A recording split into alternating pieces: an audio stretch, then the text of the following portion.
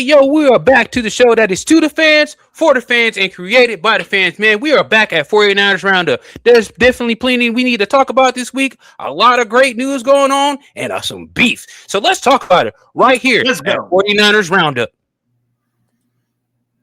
Damn, bitch ass boy, you a fan. Damn, fuck a hood, catch you for a gram. Damn, pussy nigga, do you know who I am? Damn, bitch ass boy, you a fan. Damn, fuck a hood, catch you for a gram. Damn, pussy nigga, do you know who I am? Damn. Hey, yo, welcome back to 49ers Roundup. We are your hosts. I am D's Rand, CG Ruthless, man. We are in the building, man. Welcome to the show, man. We got plenty to talk about, man, so we definitely need to get started. Man, let's start, man. We got the 49ers, man. Leaked schedule, man. What are we hearing about all these leaks going on? I know we are traveling a lot this year. We got an opening in Australia, and then we got week 11 against the Vikings, man. So let's talk about it. Oh, dude, we're going around the world, according to what George Kittle said, man. Around the world. Around the world, man. A lap and a half, man. That's a lot of travel, man. And now, at the end of the day, do you think this is going to be rewarding? Because we do have a lot of primetime games in this travel schedule this year. So a lot of these games are going to be on prime time, going to be on a lot of Sunday night football games, going to be on some Monday night football games as well. We don't know. We are not going to know more until the official schedule is released, and we'll be definitely talking about more about last week. But we definitely got to talk about what's going on with the leaks, man. What's going on with that?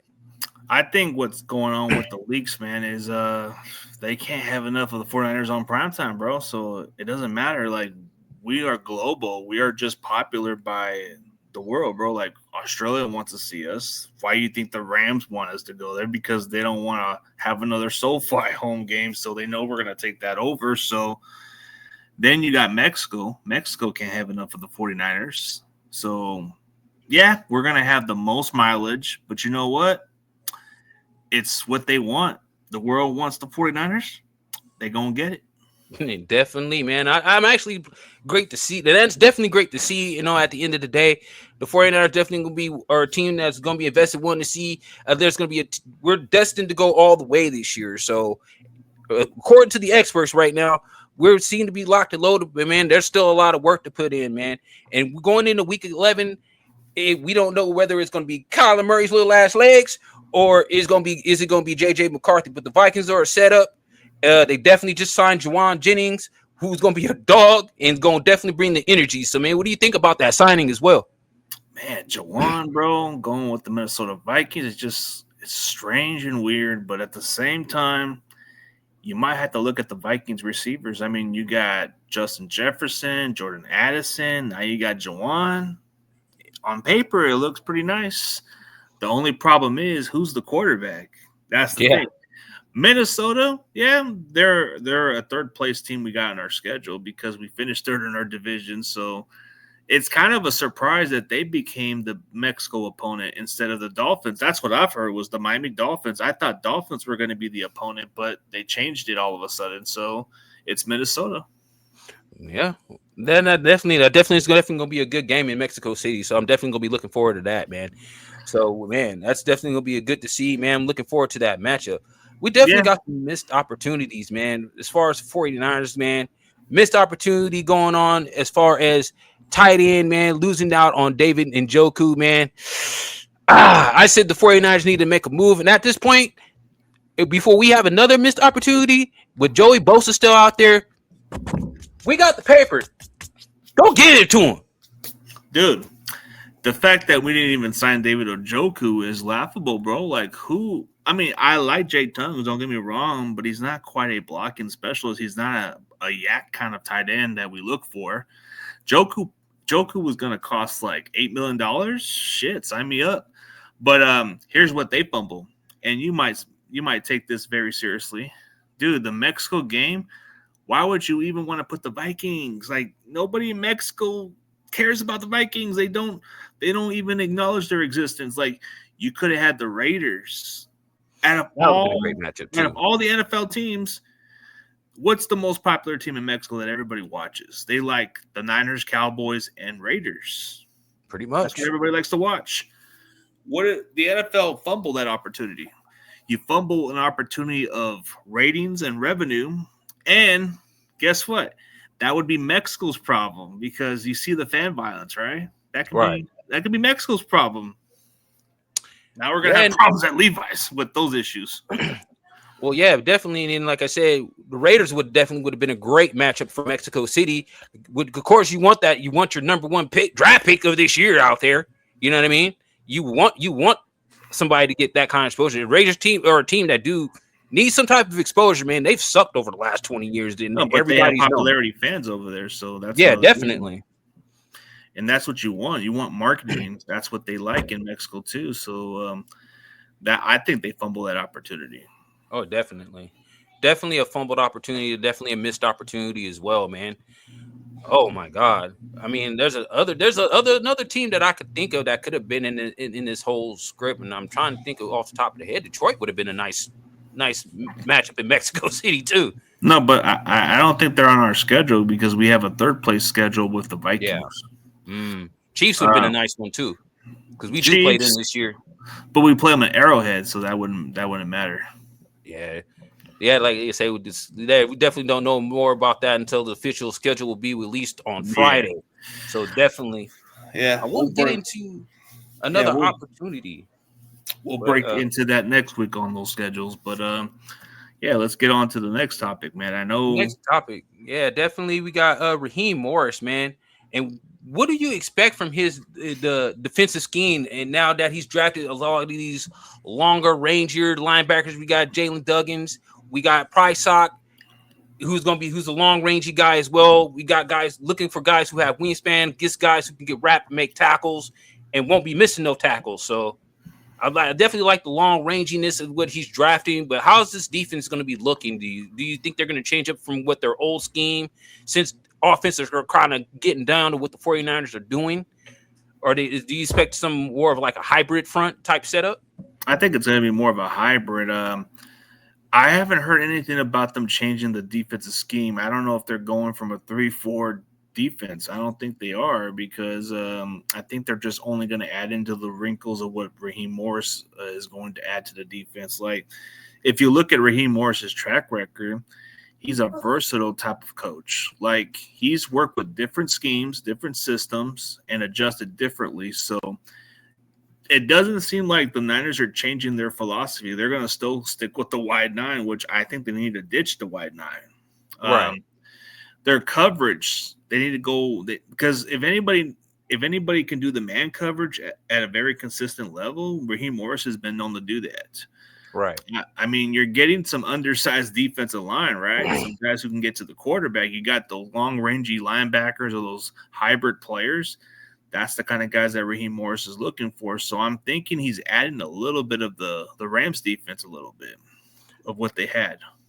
Well, yeah, that definitely makes sense. And on given the fact that on the other side of it, before D Winters even got traded in the draft, I was considering the 49ers maybe moving to a 4-3 front, given D Winters' versatility and how he played last year before the trade, and thinking they would do that, especially getting Dre Greenlaw back. So before that trade happened, that's what I was hopefully thinking what the 49ers were going to do. But of course, they're going to stick with the wide nine and probably have Fred and Dre run that linebacker core, just those two, and it's going to be more DBs out there. That's probably what they're going to go with. I mean, trading D Winter, it had a lot of factors. Once you signed Dre Greenlaw, and it just seemed the writing was on the wall for D Winters. It was just the writing on the wall. Like he's going into a contract year, bro. Like there was just no way he was going to start over Greenlaw. And They wanted to go different directions. They had Nick Martin last year in the draft. They're pretty high on. I mean, they just drafted Duggar to replace what they were expecting from D Winters. But I think they're trying to go younger and they're trying to invest more on different players. So you look at our D tackles. Last year we were looking for guys who can stop the run. We didn't care about the pass rush part. We wanted guys who could stop the run. Now we're going into Raheem Morris's defense where we're looking to get to the quarterback. Right, definitely. And I definitely, especially with the guys that we did draft, with Grayson Holton being that big defensive tackle, man, that's gonna be key. And then what we've got in the free agency with Osa. So I think there's gonna be that big D tackle spot that's gonna be a huge hole. And those are going to be guys that are going to be expected to stop the run first and foremost. And and I definitely would like to see a little bit more of a different scheme on the back end of things, because I already know what the 49ers, what we're going to be expecting to. They know defenses and offenses know what they're going to be, what the 49ers are going to be doing up front. So it's what needs to improve is on the back end. Yeah. The secondary is what needs improvement. Yeah, it all starts with our safeties. I mean, if you can't cover the length of the field and you're getting beat in coverage, that's a problem right there. You're a liability. But, like, a lot of it has to do with the free safety. Like, I don't know if Jair Brown's the answer. He's had his ups and downs. He just has been inconsistent. Is it because we had too many coaching changes? It's a fair argument. Is it a lack of pass rush? It's a fair argument. But when you look at Jair Brown's play, man, it's kind of been of an up and down career for this guy. Like, I just think we need to improve the position, but could Jair Brown rebound from all this type of situation he had to go through? Maybe, maybe not. I feel like the safety has to improve. I mean, you look at our secondary, I don't have questions about our cornerback situation. I like what we got. Ronaldo Green, when he's on point, he's a top corner in his own right. I mean, Lenore is a good corner when he plays at a good level. Upton Stout, he has proven to be a very capable nickel. Now my question is, does Raheem even value that shorter cornerback? Because it's different than what Robert Saleh had. Because what Robert Saleh had was he had an undersized DB, bro. Raheem Morris has like those lengthy corners, bro. So it might be a little different. I don't know how he sees Upton Stout into that style of defense. Well, all he has to do is he's going to have to show Raheem Morris what he can do in come training camp. Yeah. Obviously, you've got a lot to prove to Raheem Morris and see how he can still be a fit in this defense. Yeah. Because that's a huge question mark. And I don't know how he sees Alfred Collins or CJ West as, because he's going for undersized D tackles. I think he sees more of Grayson Holton more as a fit. Well, like I said, all's well ends well, and it's got to be proven in training camp at the end of the day and the preseason. So these guys have got a lot of room to work and a lot to prove coming into this season, man. 49ers are primed and stocked, ready to go. And long as everybody can stay healthy for the most part, I think we got a shot at winning it all, man, at the end of the day. And speaking with that, how'd you feel about rookie minicamp? It's like everybody gets too hype about it, but I think what you're getting a glimpse of is Deshaun Sterling. He's showing signs of what he can be, but we still got to wait and see what happens. I mean, that just comes with the territory. When you're first going into rookie minicamp, you're getting a little bit of glimpse. What you saw from Grayson Holton, yeah, that's nice. He comes off he's got the strong explosive get off. He's got violent hands. Romello Height, it just seems like he's just got that amazing get off and that amazing type of ability, but that's just minicamp, bro. Like, I got to see more. Like, watching Price Sock, bro, like, damn, that guy's just a long-ass cornerback with long-ass arms. Right. Looks like a basketball player out there, dude. Like, it's like I was looking at LeBron James. Good God. Like, they don't make these kind of cornerbacks like that big. No, not ever. I mean, we ain't had a corner like that since Richard Sherman. So I mean, we ain't had no, and he had some length, but he wasn't the fastest guy. He wasn't the most athletic, but he knew how to be in position. So I think for Price Hawk to get a head out is just mainly trying to be in position for him, dude, because he got the length and the range. And we just got to see where his speed is at when he has to cover guys like Devontae Adams or something like that. Or he has to be a matchup nightmare for somebody like that. Yeah, and then when you look at Keelan Black, was the pick worth it? Like, he showcased himself catching passes during mini camps, and he showed signs of it. So I'm kind of intrigued on how it's going to play out. I mean, you look at the rest of the guys, the offensive line. You don't get a good clue until you actually see him go through some contact drills. Right. Realistically, you can see how quick Cruz is, bro. Cruz is just quick as an offensive lineman, just specimen. Like Carver Willis, I can see why they like him, but you see the difference of who's quicker. Cruz is just quick as hell. Oh, absolutely. You can see the difference in speed. I did like Keelan Black, and they actually expect him to be the number 2 backup. So Well, we'll see. that's a stretch. I don't know if it's a stretch because why would you draft somebody who's more experienced in college? Like, he's a good pass blocker. Even though in college, playing at Indiana, he wasn't quite a receiving back, but in James Madison, he did catch the ball at the backfield. Maybe they're going by experience and season, which that fits his criteria. But don't rule out Jordan James. He's been with this team for a year, and he's already learning the system off the fly already. So it could be those two guys. I don't know about Guerrero, like you just said. He might be the odd man out, so we'll see. Yeah.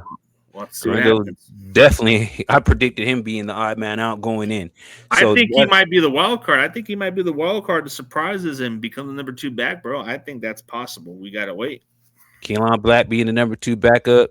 And the only way Grindel saves himself is if he ends up being some type of return guy. And he's not even listed. They even got Ricky Pearsall listed as being one of the return guys this year. So, yeah. Who knows? Then especially with that being said, wide receiver is going to be key to what we do this coming season. But the main thing and the biggest question is, can they stay healthy? That's always been the question mark now because last year the receivers we had couldn't stay healthy throughout the season. And the receivers that Brock was working with, they just didn't have enough separation. They weren't quick enough. Like a lot of the guys last year were slow-ass receivers. Like a lot of the guys that he played around with, those guys could have been number 3 receivers elsewhere for other teams. That's definite. Yeah. Like, I like Ricky, but when he's healthy, he kind of has potential to be a number 1 receiver. But that's if he can stay healthy. I mean, outside of George Kittle and Christian McCaffrey, like, dude, you had Juwan Jennings as your red zone threat all season. Brock only had that amount of weapons, but people expect so much from this guy. Like, dude, of course your production's going to decline a little bit when you don't have any good receivers to build around and you don't have a guy who separates. Yeah, the interceptions might add up here and there.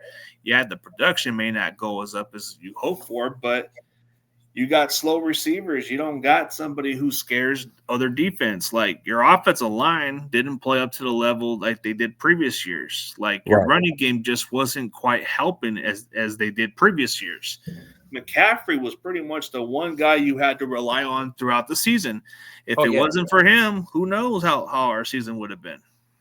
Right. So like I said, the health of these receivers definitely going to be key, especially getting Mike Evans out of free agent who got banged up and took a huge concussion last year. And I saw the play. It was bad.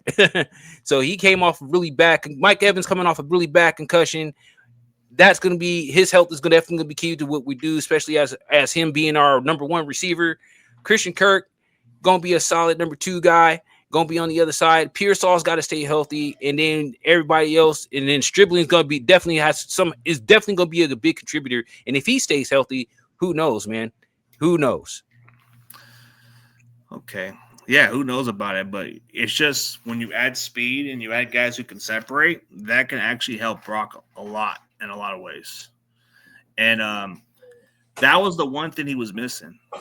Like, he was just missing that go-to receiver that can actually respect, like, how defense would respect in coverage. Like, Ricky, when healthy, he did show the ability to be a good receiver because in week 1, Seattle had no answers on stopping that guy.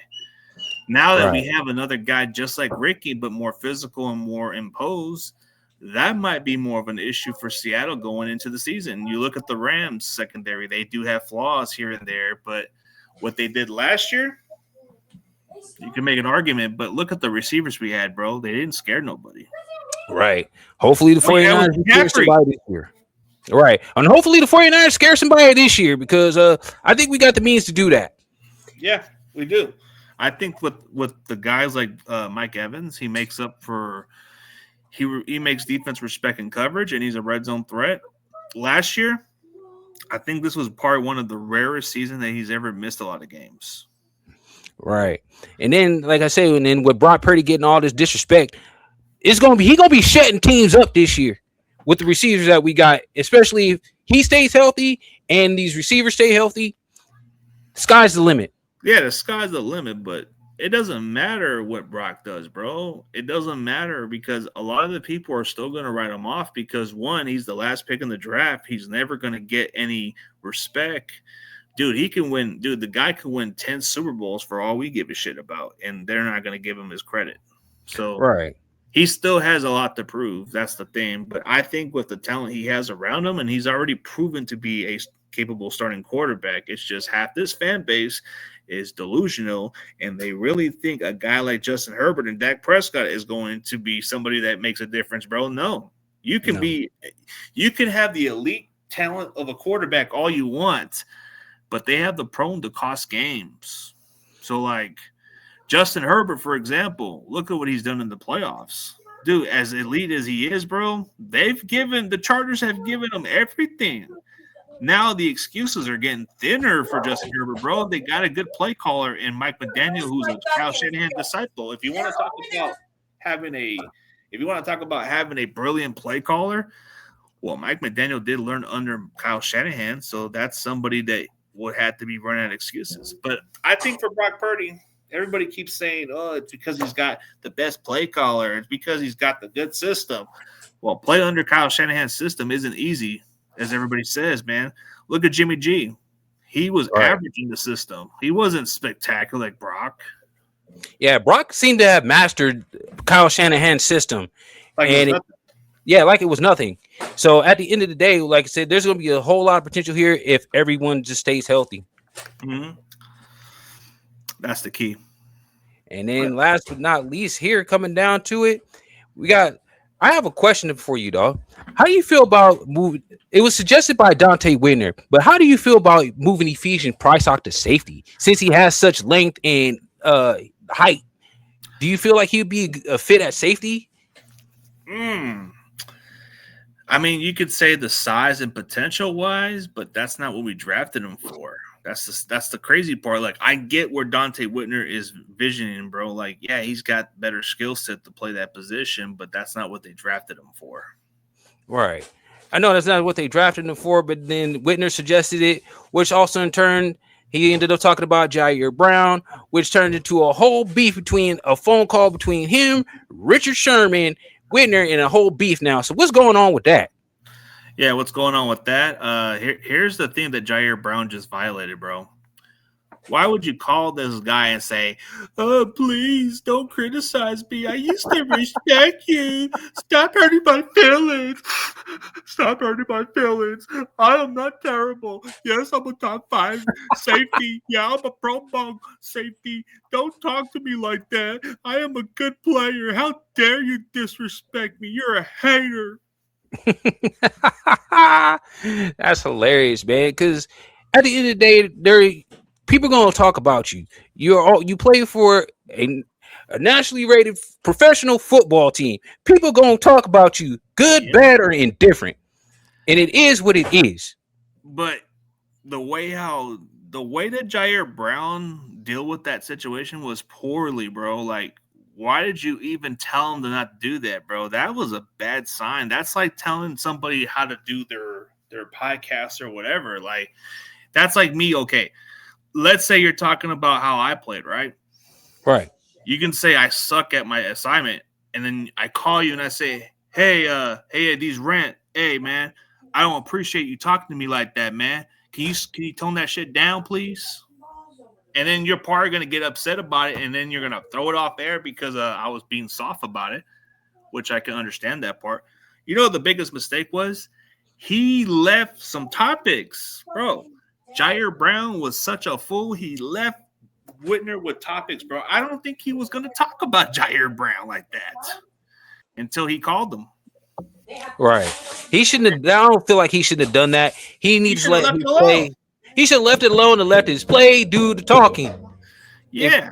That was the big mistake. Like, okay, if you don't like his criticism, you don't realize he has a podcast, bro. Of course he's gonna put stuff out there.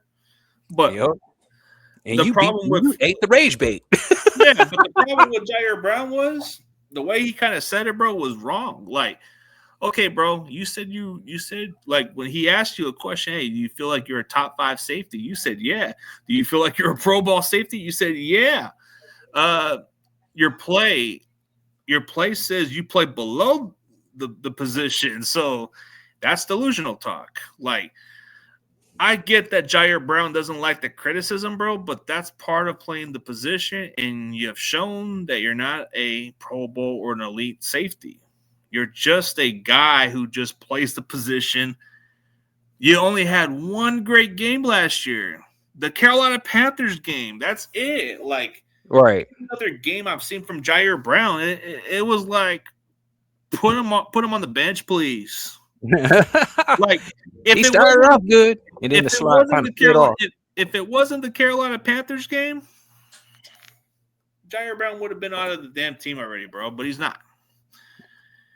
It's We still because have of to those lose. 2 picks. He still had a starting role, bro. Those 2 picks is what got him that spotlight. But any other game, you probably would have just said, "Man, bench this guy already." Right. So that definitely, man, that's just crazy because you shouldn't address that and be crashing out like that, man. There's no reason for it, bro. And the 49ers definitely, we have a loaded roster coming into this season, man. And I'm definitely excited to see with guys coming back off injury, guys coming back fresh, hopefully. And I feel like there's no excuses after this year. I mean, excuses are what they are, but last year we defined the meaning of no excuses. We defined the next man up type of thing. So I think what Jair Brown has to do, bro, is just make your plays, back up your shit, regardless of what the fans think of you, regardless of what's been said, bro.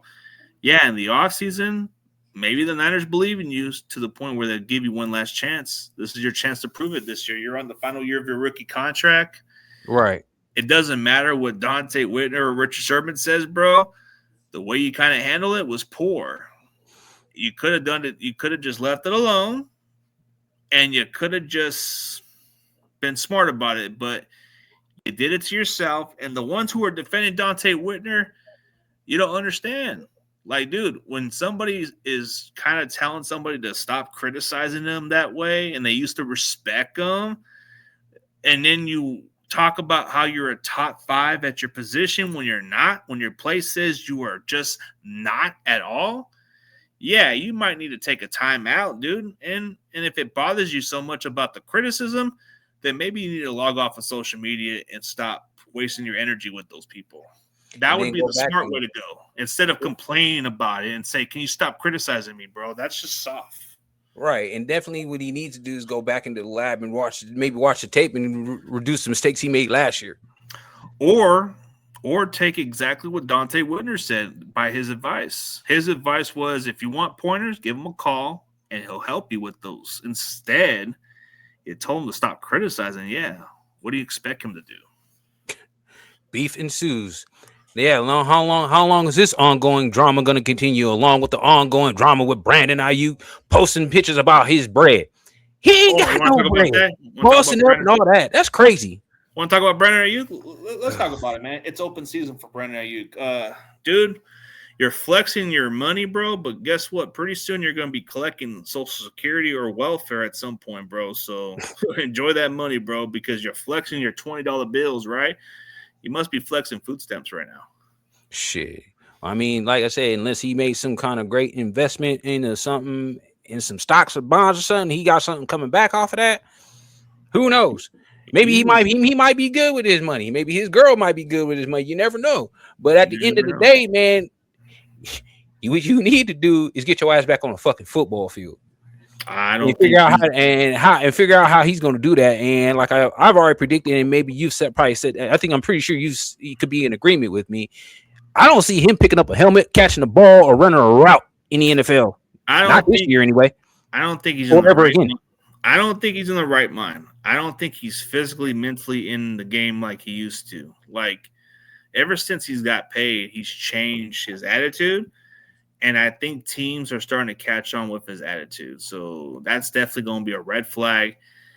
I will say this might be his last opportunity to play for any other team. Like, I don't know if we're gonna ever release him, but if we don't release him, yeah, he ain't gonna ever play a single down for the NFL.